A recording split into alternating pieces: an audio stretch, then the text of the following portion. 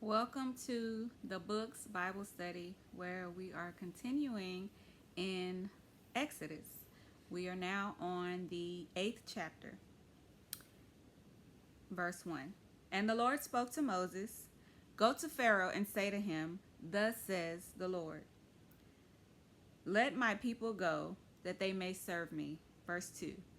"But if you refuse to let them go, behold, I will smite all your territory with frogs." So Moses has told Pharaoh to let the people go twice already, right? The blood was the first plague, right? All the water in the ocean, the stream, the pitchers, all of the water in the land was turned into blood, right?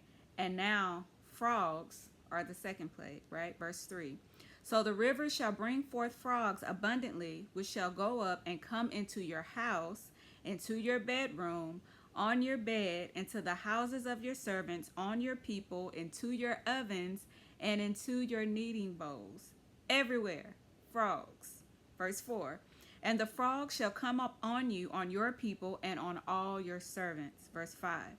"Then the Lord spoke to Moses, say to Aaron, stretch out your hand with your rod over the streams, over the rivers, and over the ponds, and cause frogs to come up on the land of Egypt." Now remember, the Israelites are in Goshen, so none of this is happening to them, right? So the blood polluted the water, right, everywhere.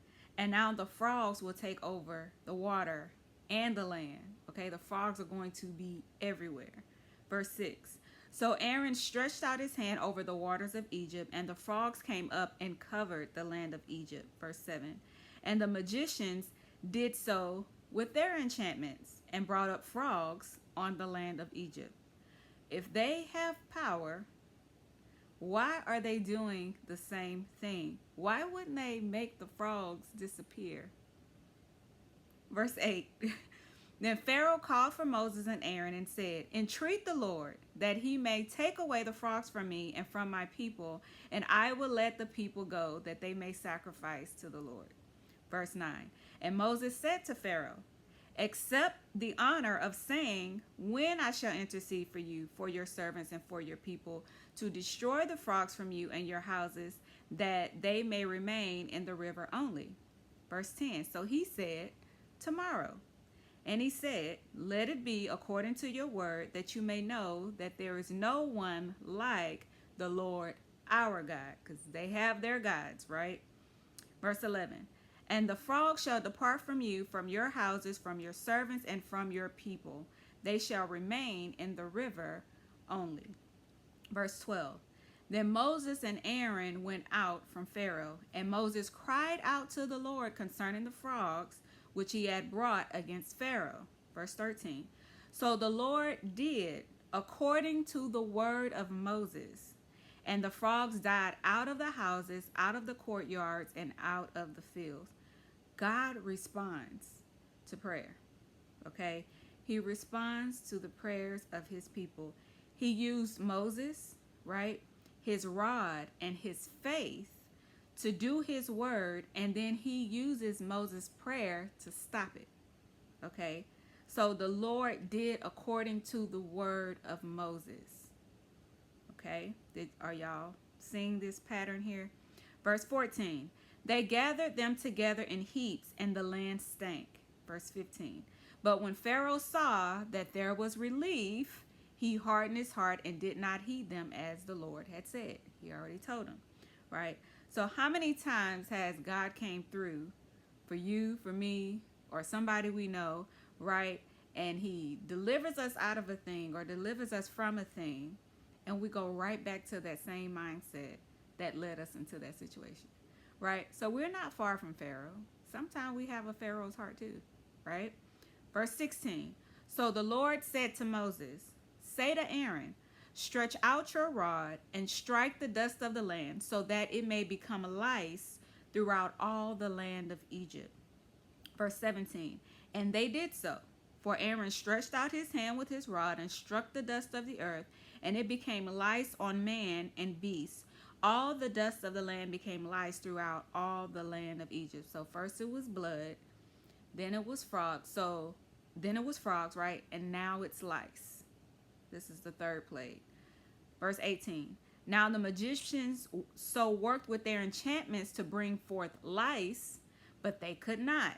So there was lice on man and beast. Again, they're trying to repeat what God has allowed to happen. Why are they competing with God, right? If you have so much power, do the opposite. Undo the thing that was done. You know why? Because they cannot undo what God has done. We saw the response. What undid it?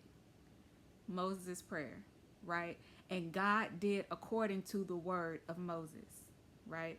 So when you see something widespread like that, you can contribute it to some type of natural thing, right?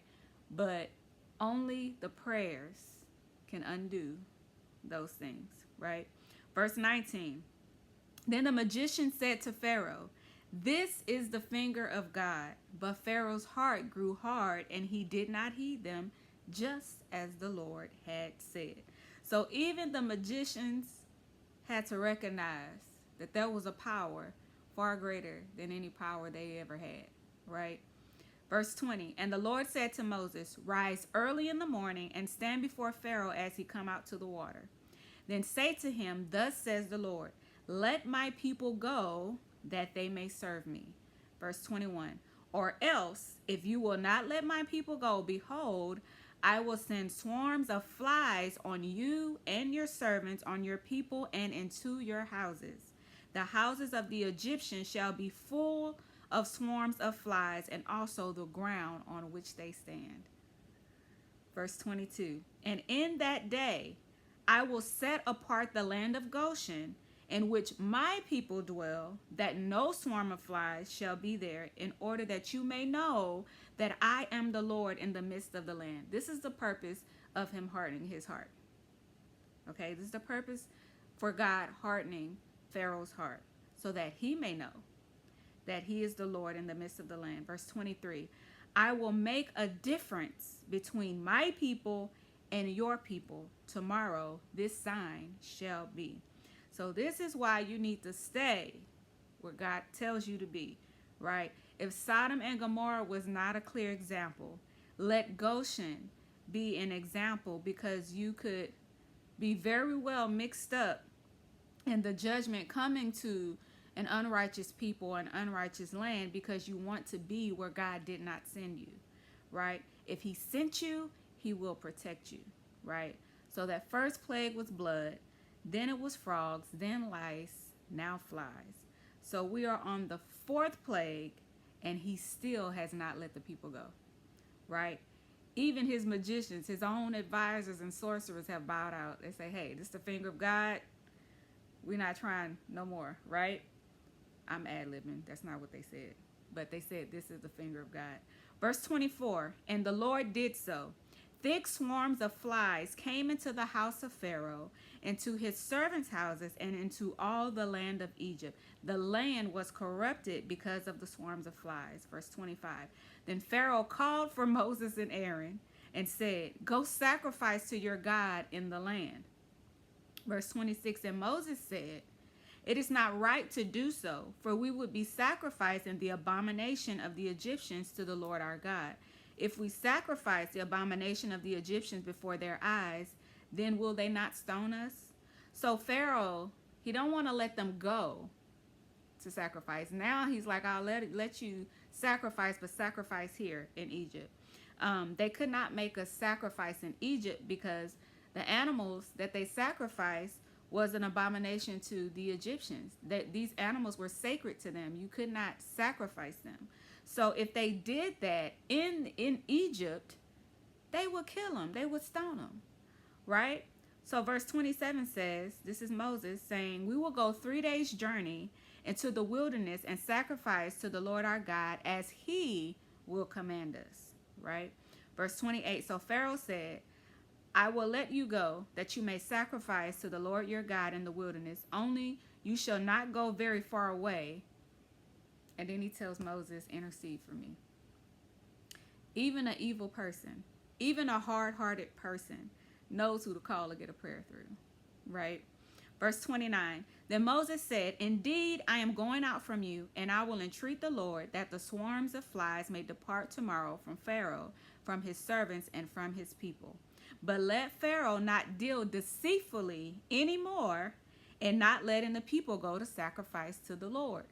Verse 30, so Moses went out from Pharaoh and entreated the Lord. Verse 31, and the Lord did according to the word of Moses, right? So the Lord used what Moses already had, the rod, right? Caused the thing to happen. And he also used Moses' prayer to cause the thing to lift, right? He removed the swarms of flies from Pharaoh, from his servants, and from his people. Not one remained. Verse 32. But Pharaoh hardened his heart at this time also. Neither would he let the people go. How many pharaohs do y'all know? Y'all know some pharaohs? Heart just hard. But when calamity comes, they want you to pray. I hope you're praying what God tells you to pray, right? When God has hardened somebody's heart, it takes God to soften their heart, right? But I do commend Moses and Aaron for continuing to obey in spite of Pharaoh's heart continuing to be hard. Just because there's resistance and what God is telling you to do does not give you an excuse to disobey God, right? You don't even have this type of risk happening, right? You're not having to go to a king to command him to let thousands and thousands of people go, okay? So just because there is resistance on the thing that God told you to do, you still have to obey God. And so let's see how much more it's going to take for Pharaoh to finally release them. Some of you know, some of you, this is your first time going throughout the whole Bible. If you have any questions for this chapter, write them down. They might be answered in the very next chapter. So that concludes Exodus chapter 8. Stay tuned for chapter 9. God bless.